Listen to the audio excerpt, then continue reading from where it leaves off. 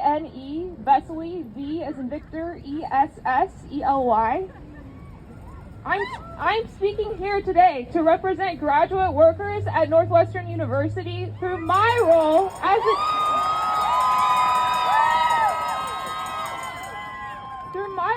as a divisional chief steward in the Northwestern University Graduate Workers Organization, NUGW UE 1122. The current federal administration has already made blatant attacks on higher education and scientific research on the basis of woke DEI, transgenderism, and Marxist ideology. These sorts of attacks threaten our right to free speech and academic and intellectual freedom. This administration has also attempted to enact funding cuts that would send biomedical research to a screeching halt at universities across the country and threaten critical research on cancer, heart disease, diabetes, Alzheimer's, and other public health crises. For example, I'm an infectious disease researcher, so here's some We're currently experiencing the worst flu season in over a decade, and the FDA just canceled the advisory meeting where they decide which strains to protect against in this fall's vaccine.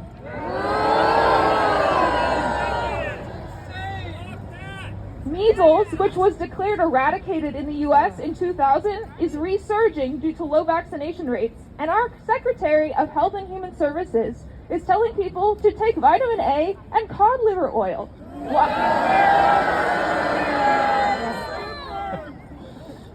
As scientists, we sometimes think of our work as non-political, and but our research is inherently political because it affects society at large. We don't live or work in a bubble, and without the critical research we conduct, the public's health, well-being, and safety is at risk. While many of us in scientific disciplines are aware of the devastation wrought by the barrage of illegal executive orders and federal mandates, that's right, illegal! Decimating scientific funding, the full impact of these changes is not being discussed widely enough.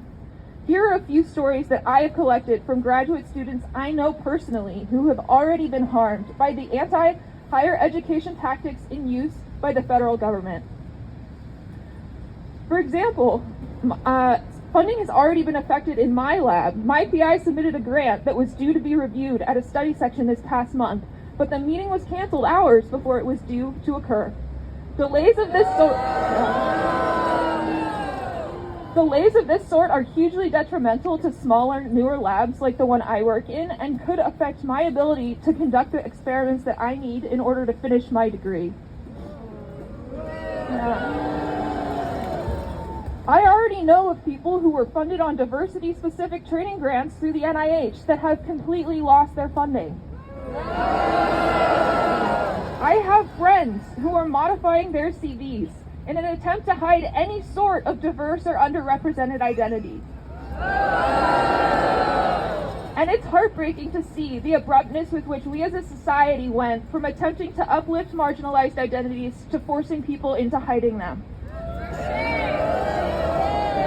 I have a colleague who received a score in the top 4% of grants reviewed in their study section for a project to develop interventions for those receiving gender-affirming surgery or hormone therapy in order to address mental health disparities in this group. This graduate student spent over 2 years crafting the application, submitting it, and revising it. And now, because of anti-trans legislation and executive orders, the funding that this student was going to receive is no longer available. I know a graduate student about to graduate who dedicated much of the past year applying for grant funding for an academic postdoc in the basic sciences. Now, the session to review the grant they wrote has been delayed by the NIH, and the student's postdoctoral advisor told them they no longer have the money to sponsor a postdoc. This story is unfortunately not unique. Many people I know are having to grapple with the fact that the career they chose to dedicate their life to and to spend over half a decade in graduate school for is gone in the blink of an eye. We are already failing the next generation of scientists.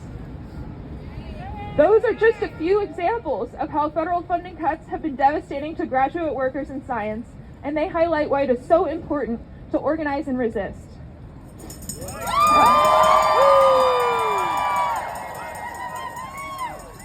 As we like to say in the labor movement, a bad boss is the best organizer, and we currently have the worst possible boss in Washington.